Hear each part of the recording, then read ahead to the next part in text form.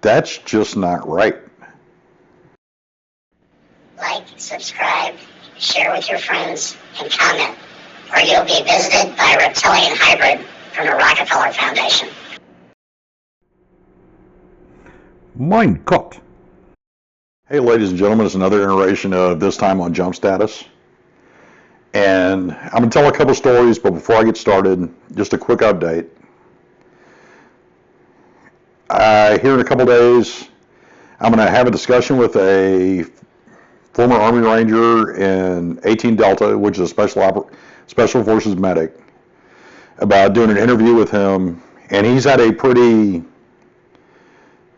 personal tragedies compounded with PTSD, caused a lot of issues in his life. And I don't know exactly what he's going to want to talk about, but we're going to talk about it and lay some ground rules about what he's willing to talk about. But I'm going to do an interview with him, and I actually like to do a couple of them. One based on his experiences, and the other based on people with diagnosed PTSD that are put out of the Army on anything other than honorable discharge or medical discharge, because I think there is something we can do about that.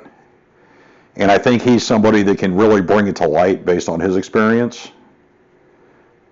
And going forward, I will say this now. The description in every one of my videos, whether they're amusing or they're serious or they're political or they're whatever they're on, my social media is on there, my Instagram, my Twitter, my Minds, my Parler. So if you're a veteran having issues and you see this video and you need to reach out and you want to reach out to a veteran because you don't trust anybody else, send me a message. I am not a psychologist. I'm not a psychiatrist. But I will talk to you and listen to you. And if you need help, I'll try to find the right direction to point you in. I'll do everything I can to help you out. Because we've lost too many. And when it becomes overwhelming, that becomes our answer.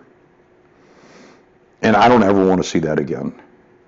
I don't want to see veterans that, through whatever reason, destroy themselves, destroy their families, when there's resources out there for them, even if it's other veterans. I'll listen to you. I'll do whatever I can to help you find the help. But reach out to me through that social media. And once you reach out to me, I'll give you my phone number and we'll get it figured out. And I'll do everything I can to help you. With that being said, this one time on Jump Status. So the first story is there's one real huge downfall to being on Jump Status that most people don't realize.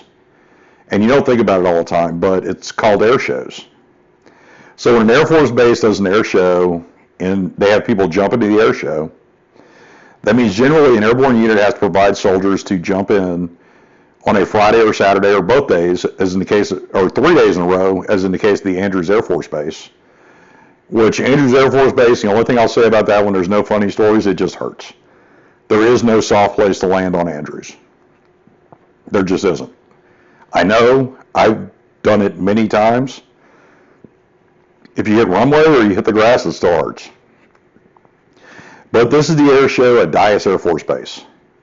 So if by some chance General Mark Stammer or Rich Rafter watches this, you'll remember this well. Because we're coming in, we hadn't been back from deployment for very long. Rich Rafter was a specialist at the time. He's now out of the Army, but he was a great RTO. In fact, he summed up what RTOs do, something I'd never thought about. And just a great overall guy, great soldier, loved him working for me. I mean, he was awesome.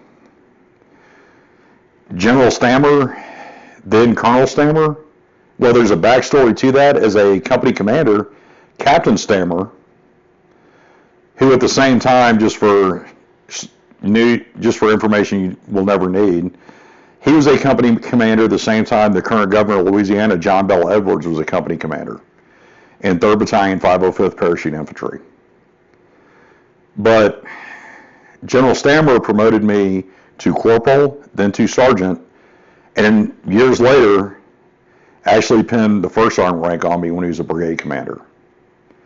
So I've known him for a long time. That was a very special day, not only because I finally became a first sergeant, but because he was there. But before he took command, he had to get current on jumps. So this air show's coming up, and yes, jumping on Saturday kind of sucks because you're giving up a day with your family, but overall, they're pretty easy jumps. You're not jumping any equipment. You have a parachute reserve. You jump. You gather up your stuff. You run back to the plane, and you fly off. You fly back home. So other than working on Saturday, it wasn't that big a deal. So we're in the aircraft. I kind of talked about what jump masters do, but we go through the actions in the aircraft. Everybody stood up. They're hooked up. We've checked equipment. The Air Force opens the door. They do their Air Force door check. They give the door to the jump master. I was the primary jump master, so you take the door. You check the jump platform because it was a C-130. You run your finger down the trail edge of the door to make sure there's no sharp exposed edges because that can cut the static line. Then you launch yourself out the aircraft. You look forward to see if you can see your 1 minute or 30-second reference points, try to figure out where you are. You look behind you to make sure there's no trail aircraft that are flying low, because you really don't want to put a parachute out through the propeller of another plane. And then one thing that they did away with before I went to jump master school, but I learned from old school jump masters, you look forward to see if you can see the drop zone coming up, identify the code letter, and then you wait for your 1 minute reference point. Once you see that, you go out, you clear again. See your 30-second reference point, you go out, you clear again. Now when you come back in, you look at the jumpers and you look at the safety. You make sure everybody's good. You give your 1 minute or your 30-second reference. So I'm still in the door. I identify my 1 minute. I look forward and I saw my 30-second reference point coming up. I could already see far enough to see the drop zone coming up. So you're flying along and everything's fine. And next thing I know, I'm facing the ground because the plane banked because there were hazards on the drop zone. And I feel the safety who's holding my static line, I feel his other hand grab my shoulder. And I feel two other hands on my other shoulder, and it was Rich Rafter and General Stammer. And I'm just having my arms locked in. That's just not right. And finally the plane comes back around and I'm facing the horizon again where I can see the sky. And the only thing in my mind is, what the hell just happened? Because I had been on jump status for a day or two and I had seen some weird things. I've had a chute that got some burns on it from jet wash from a C-141. Just a lot of things that have happened because weird things happen during airborne operations. Not even so much safety issues, just weird things that can happen. And we come back in, the Air Force, the load master comes in, he signals no drop. So I step back, he closes the door, we have everybody unhook. And then the load master grabs me, he's like, hey, it's no drop, we're not doing this, we're flying back to Pope. So we go through everything. I look at the assistant jump master, I'm like, hey, go ahead and have him de-rig. Because we flew from Fort Bragg, North Carolina to Dyess, Texas, Dyess Air Force Base, Texas, and now we're flying back. And if you've never been in a parachute harness, it can get pretty uncomfortable. And we know we're not jumping, so we'll go ahead and de-rig everybody. There's no reason to keep them rigged. There's no safety investigation needed. So we start de-rigging, and the adrenaline just starts draining from me, and I start realizing, holy crap, that is something that's never happened before. And all the time I've been on jump status, and all the time I've been a jump master. But now looking back, it's just a great story. And Rich, if you see this, or General Stammer, love you guys. And it was just it just turned out to be a really great story. Let's talk about my last jump. My last jump was just post-deployment. So you're trying to get everybody back current because by regulation to keep jump pay, you have to jump at least once every 90 days. Now in all reality, in my experience, when you're not deployed, It turns out to be about once a month since 9/11. Prior to that, you'd probably jump a couple times a month. Depending on what you're doing, if you have, in my case, I had a company commander who I'm not going to say his name, was chasing jumps to get to 100. So as his RTO, I ended up with a lot of jumps in that time, which worked for me because once you go to jump master school and you start looking at being advanced rated, I went straight from novice to master rated, which we're not going to talk about the ceremony of when you get your advanced rated wings on a drop zone, because some people are against that and consider it hazing. I consider it tradition. But so we come in once again, as in the last story, then Colonel Swift, who was going to assume command of the brigade, it was his first jump back. It was really simple. It was just proficiency. There was no equipment, just parachute and reserve. It was a night jump on, I want to say we were jumping Ryan Luzon that night. But it just, everything leading up to the jump had been turmoil. We had just come back from deployment.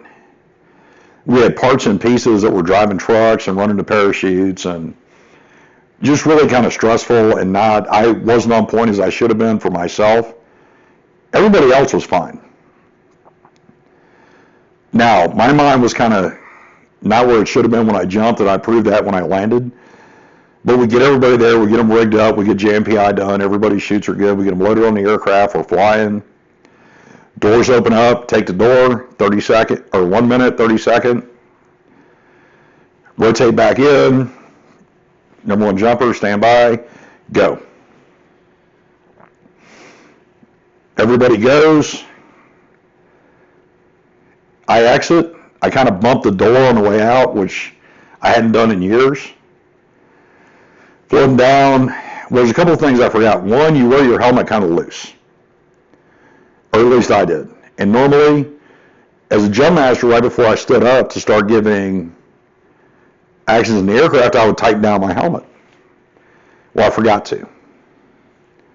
Because there was just so much going on, and it was just kind of a cluster. So I hit, and I landed feet, knees, face. And my helmet had slid down when the parachute opened and busted my nose. And I rung my bell when I hit. I mean, I hit hard. But in the end, any jump you walk away from is a good jump, even if it hurts. But yeah, I got a broken nose from my last airborne operation because I was stupid. But looking back, I don't regret a single day I spent on jump status. I don't regret a single jump I did. And I've got a million stories about that. So Chavez, I'm really glad you made me think about this and start telling some of these stories. And there may be some more airborne stories, but I'll probably throw in some more combat training center stories or deployment stories into this, but it'll kind of along the same lines. I'll do a couple of them a month. If you like what I have to say, like, subscribe, comment. There's really nothing to dislike to about this unless you're not airborne and you disagree that there's 2 units in the Army, there's airborne units and the units that support them. But as I said in the beginning, if you're a veteran having issues, my social media is in the description. Please contact me. Please reach out. We can't help you. We cannot help each other. You know, it's the old studying for the promotion board or Trooper of the Month board. Army Community Service, what's its motto? The Army helping its own. So let's keep doing that. And if you're a Marine or a sailor or an airman and you're having these issues, reach out to me. My cousin is a Marine. My former brother-in-law is a retired Marine. We're all in this together.